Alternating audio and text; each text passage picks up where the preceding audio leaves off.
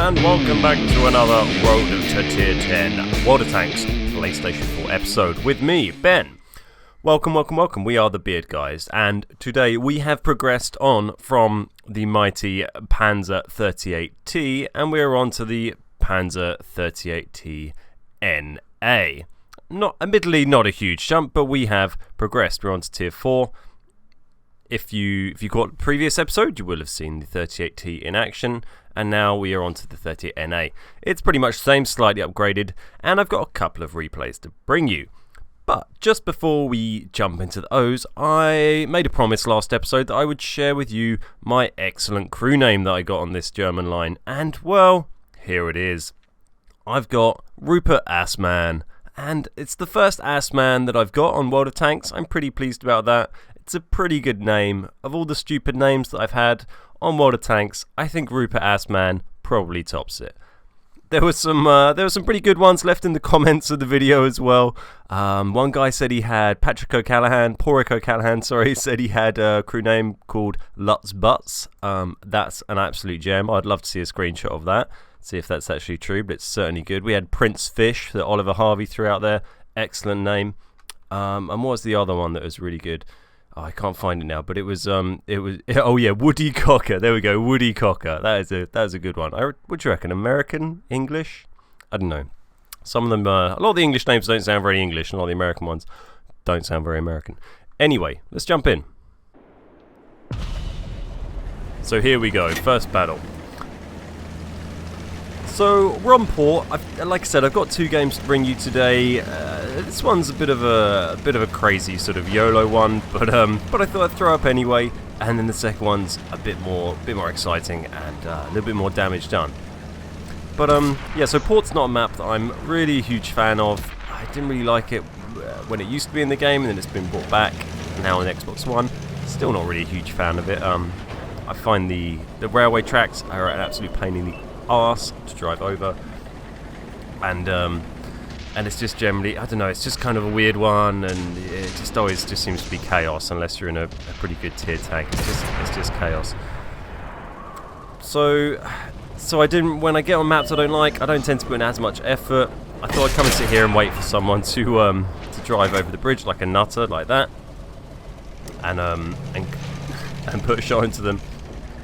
And really, I was almost just going to drive straight across right at the beginning and just YOLO across, but I decided to hold off that a little bit.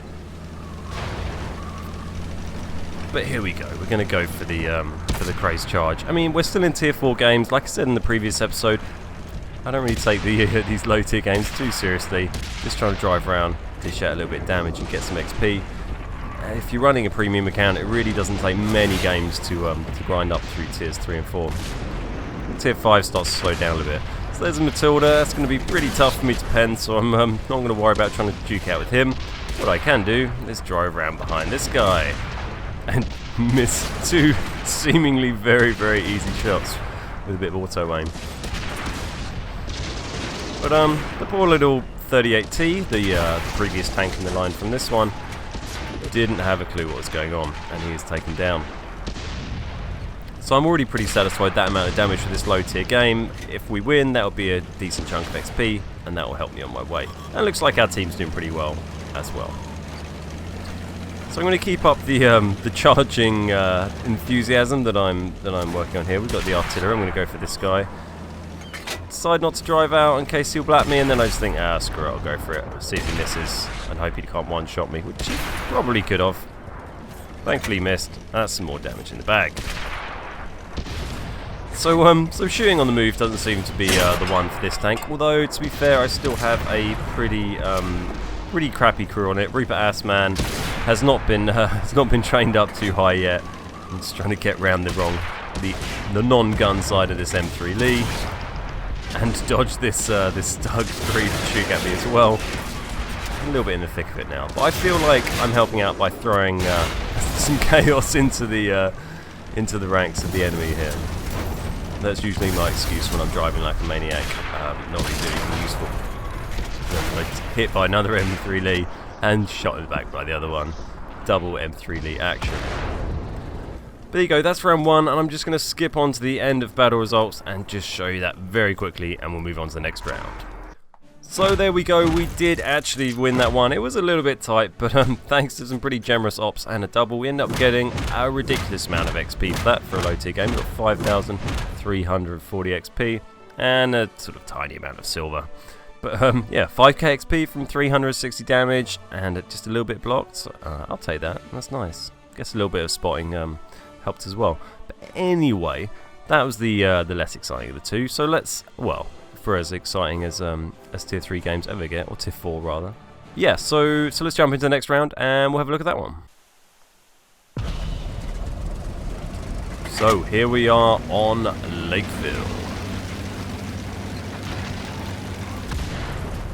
Now my initial reaction on Lakeville is pretty much always to go this way. It's hopefully everyone's kind of got the memo about the valley. I feel like maybe they haven't, so maybe it's worth mentioning again. But I like to feel people who've been around in the game tend to not go down the valley. It's kind of I don't know. If you lose a town, you get wrecked, and so I always go this way. Also, I like the way someone else put it once that I really liked was that you don't, even though the valley needs covering, you should never go down the valley because there'll always be some noobs on your team who are going to go to the valley. So you don't need to go to the valley because undoubtedly someone else will. Very, very rarely a team will manage to push through the valley and cap or flank you, but it's really 9 times out of 10 you want to be going for the town. And, well, in this game the Reds didn't really consider the town too much. And they paid the price for it. Our team has actually got quite a nice even spread. I've moved up round the back here and paused once I got to this spot because I wanted to wait for my teammates to catch up a little bit and just see what kind of Reds were oncoming. So as soon as that TD behind me caught up, I'm on the gas again. I want to get forward. I'm not going to sit there hanging around. I want to get involved and dish out as much damage as possible. So I was really expecting to see people popping up by now. Not seeing anyone by now makes me think there is no one at all here, which is crazy. They've only lost 1 tank as well. So here we go with driving the mighty 38T NA into the behind enemy lines. And it is just a souped up version of the previous tank. I think its acceleration is a little weaker, but everything else is basically a little bit better. Pretty mobile, the top gun's okay for its tier, pretty strong. You know, it's a tier 4 tank, we won't worry about too much. Really, if you're just grinding through, you're unlikely to play more than, I don't know, a handful of games in this sort of tier tank. Especially if you just do a couple each day and you're getting your ops and your daily doubles, that XP can really come in thick and fast. So as soon as we see these guys, we're just stopping to place some shots into their flanks. Very easy shots, although the aim is very slow on this tank. We go for the track first. There we go. And then just start chipping away. There we go, 4 damaging shots. And another tank sitting there, ready for me to wreck. This guy just starting to realise what's going on at the last second, but unfortunately too late. So here I'm starting to take a little bit of fire from across the enemy flag, so just shuffling a little bit. You see I'm just tweaking my tank a little bit like that, in between each shot. It's not a perfect technique, but it can be quite effective when we're actually angled fairly nicely as well there. But just those little flicks, it's a balancing act between mucking up your aim, and see what I'm doing here, just shuffling backs and forwards. It's a balancing act between sort of ruining your own aim and making them miss shots. And really, I don't mind missing the odd shot myself if it makes them miss quite a few. And miss quite a few they have. So we go, that is kill number 3, or kill number 4 rather, and get a little bit lucky, get a check there. See, this guy, he's already bounced a few shots from me, he's missed a few shots from me. There we go. I couldn't quite decide. I thought if I stop and aim, he's going to have a better shot and maybe kill me, but I think I need to take him out. There we go, we've got 5 kills, got 18 damaging shots, and the red teams are getting absolutely wrecked. They sent no one this way, and they really didn't have much chance. This guy's AFK, and is just eating the shots. we go. Somehow, don't get that kill. I'm not really sure what happened there. Yeah, I guess the other guy, I don't know, it said like shot did 9? I don't know. I guess the other guy got the shot on first and I didn't really damage him. But really, I felt that should have been my top gun there. Felt a bit harsh.